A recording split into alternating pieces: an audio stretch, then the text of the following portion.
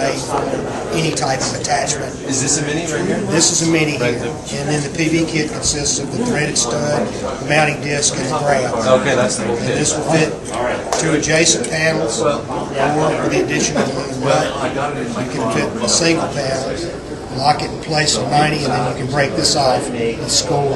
So you can, it's one universal grab, fits all size panels.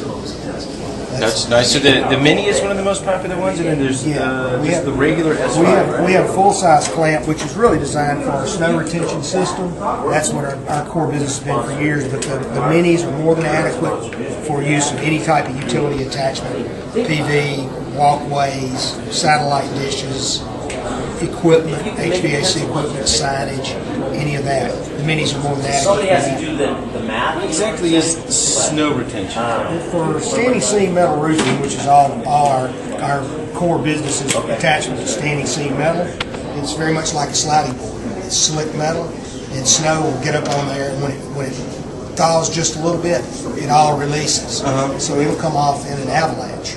Right. And do complete damage to anything underneath. Cars, people. Cars, people, yeah. And so this is more of a life safety liability issue than anything. So what does it do? What is it? It retains the snow on the roof and makes it melt. Oh, so it just dissolves up there and nothing comes down? Runs down and goes. Doesn't avalanche off at one time. That's the problem with it on a very slick metal roof like that.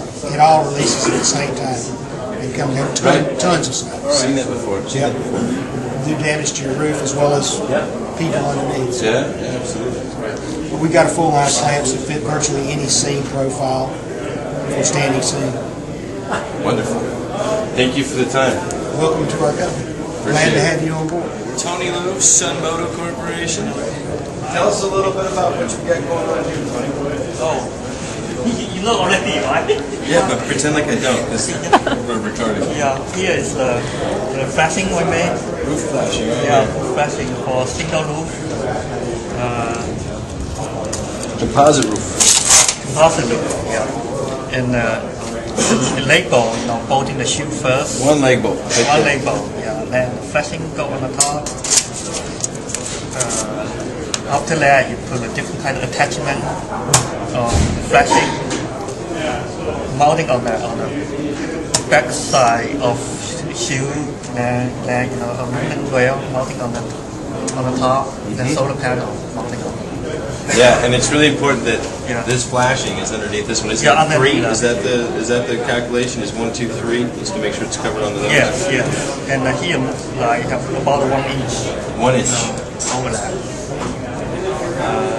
We have other version here. It's like a bit simpler, and New design.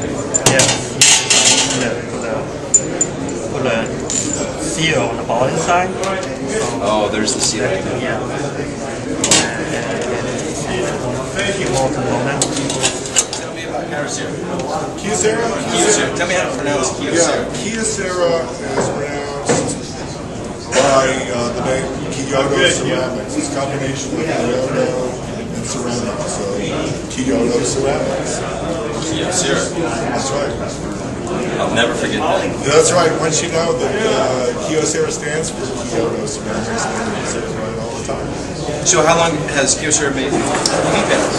Kyocera's been making modules for 35 years. One of the oldest module manufacturers, actually a pioneer to the solar industry. We're known as quality product. We're one of the only module manufacturers that are totally vertically integrated, where we make the cells and the way we produce the modules.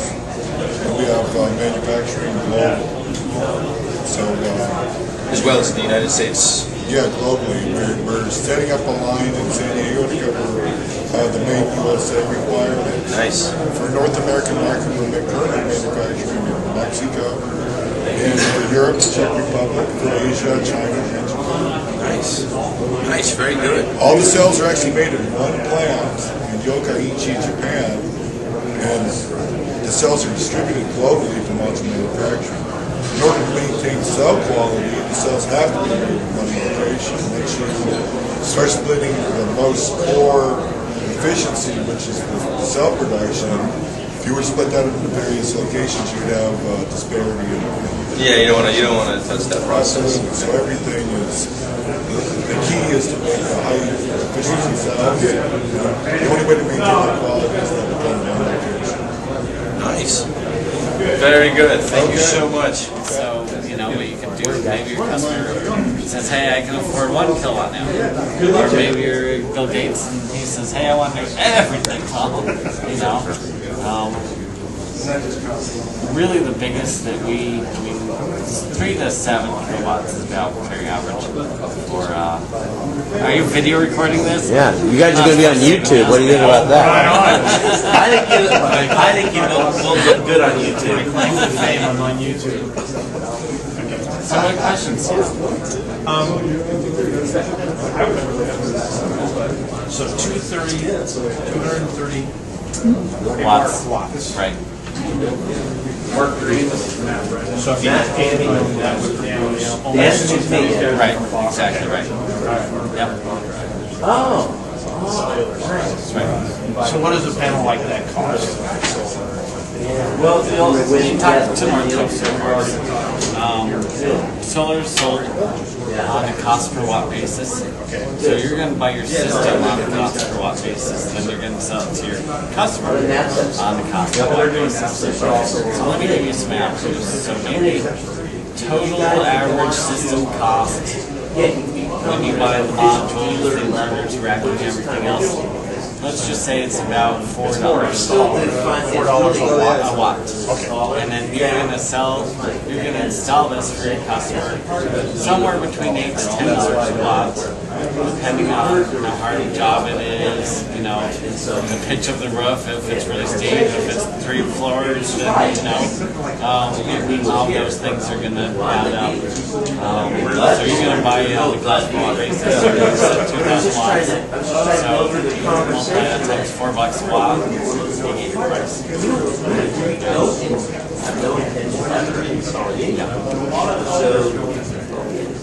We're in. We're waiting. So I think there's a lot of opportunities. I mean, you'll see we have battery guys here, we have the Outback guys here, which make the converters. You know, So it's a cool state-of-the-art product. On top of that, we have 1,000 volt rated. We're currently right now they're rated for 600 volt continuous duty. We'll wire it up for 1,000 volt rated. What we'll do is we have a piece of cone bus bar in here. It's just got jagged teeth that will feed into each one of these fuse holders, and then we'll power it out and we'll remove this bus bar, and we'll just wire each one of those up to the power distribution board for 1,000 volt rated. And these are 1,000 volt listed, 1,000 volt listed for both of these models. both of those are made in the U.S. Well, Solar World's, all the chips, crystals are grown in Hillsboro, and it's all sliced. The wafers are sliced and shaped and everything, and then the panels are actually put together in California. But we're building a 260,000 square foot panel facility in Hillsboro. So by the end of this year, they'll be building the whole thing in Hillsboro. Is there nothing in Washington State? No, there's one little panel company who's a customer of ours as well, but they're not in that game yet. And in Outback, which is right over here, it makes inverters as well, but they're battery backup charge inverters. So they have a charge controller on them, and they charge the batteries as well as invert the power. Well, the issue with those are they're not big enough. But it's not the most that you can get it. So with this, what it does is it says, I'm going to leave this, I'm going to switch this input voltage and find a great spot where I get the best return. And then you program it the voltage you want your battery to be. So it lets the panel operate here at the 17, 18 volts, and yet you're still charging at the voltage that you programmed into it.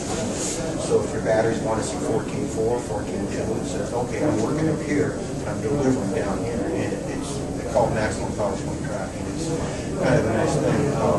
One of the neat things too is also this can accept the cost. Start to make the financial. Other than the market system, like people there anyway.